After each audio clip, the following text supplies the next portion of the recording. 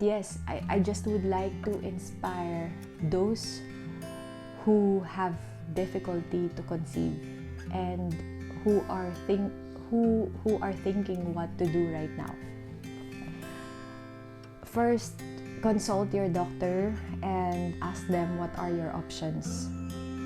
There is a reality that time is running when you wanted to have a baby. So that means if you are offered a solution, you need to seriously consider which one to take and take it now. Because if you take it now, you will have longer time left. So just bite the bullet, enjoy the ride. If it's not free in locations where you are, I would say you can always earn money by hard working. You can buy the treatment and the procedure. You can buy the procedure for sure. But you cannot buy back time. It is simply just going to pass. You cannot rewind it. So, think of your priorities, and when you have decided, never ever turn back.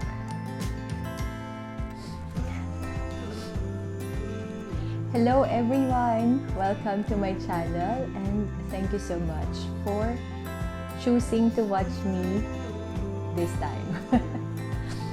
And yes, let me introduce myself first to you before I jump right away into the content.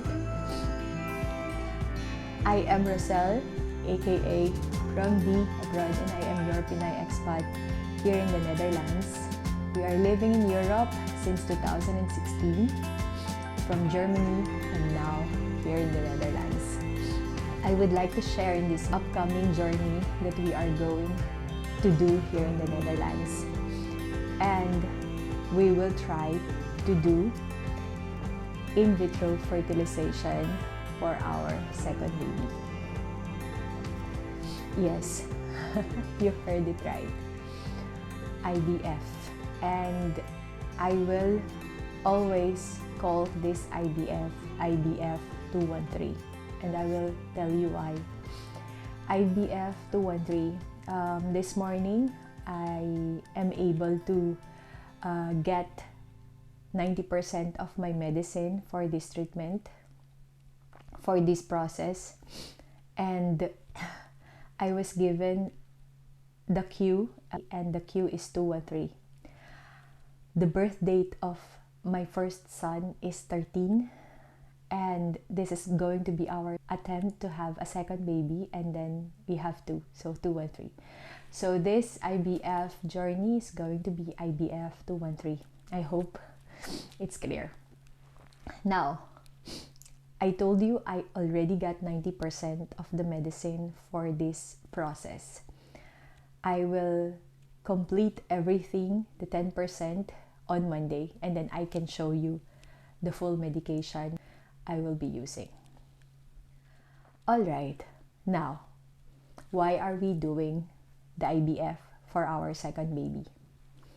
First, because I am already 41 years old this year. That means the quality of my eggs and the amount will probably be not up to the highest standard compared to when I am young. Second, I have unexplained infertility, and I was diagnosed of that one since 2018 in Germany. Now, the IVF here in the Netherlands is covered by the basic insurance. What does it mean? That means it is free. Yes, it doesn't cost you an arm and a leg, and that means all the medicines, right? And the fee for the doctor and all. I don't know how much will I end up spending. I think I will spend a little bit, very little, but I will tell that to you maybe at the end of the process, because I really don't know yet. I was told that the reason why it's free is because our law is primarily advocating fairness and equality for the people. That means everybody should have an equal chance to have a baby.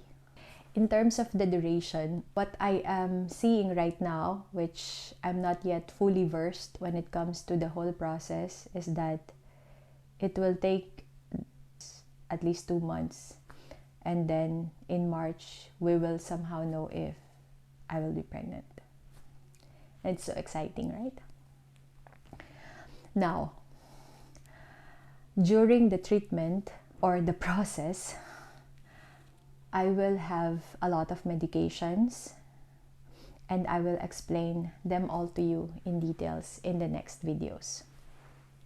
And then, when it comes on the preparations prior to, let's say, the journey or the process, I will just describe it to you quickly.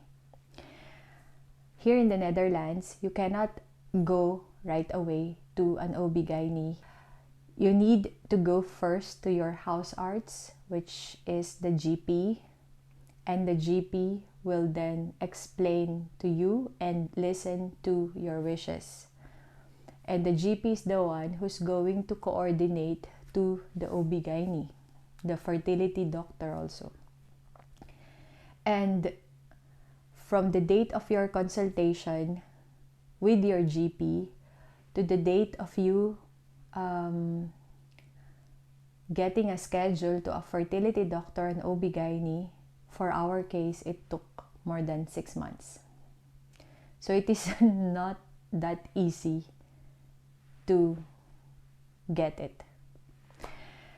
And then when you are already with your fertility doctor, you need to tell the story, and you need to also bring your medical records. And I do have my medical records from Germany. And from the fertility doctor, they will tell you the process of what's happening and how it is done in the Netherlands, briefly.